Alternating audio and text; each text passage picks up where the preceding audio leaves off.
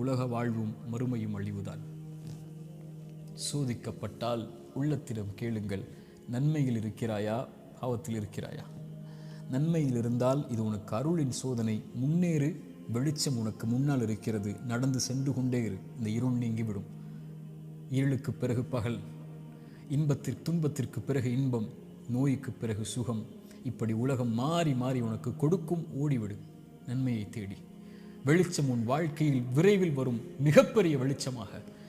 நீ ஒரு மாதம் சிரமப்படுவாய், ஆனால் நீ கடக்க வேண்டிய இந்த மாதத்தை அல்லாஹ்வின் நம்பிக்கையில் நன்மையில் கடந்து விட்டால் நீ வருடம் முழுக்க நிம்மதியோடு இருப்பாய். 3 நாள் 4 நாட்கள் நோயில் சிரமப்பட்டால் கவலை கொள்ளாதே. அந்த நோயை அல்லாஹ்வின் நன்மைகளை எதிர்பார்த்து காரணிகளை எடுத்துக்கொண்டு களி. அல்லாஹ் உனக்கு அதற்கு பிறகு மிகப்பெரிய சுகத்தை வைத்திருக்கிறான்.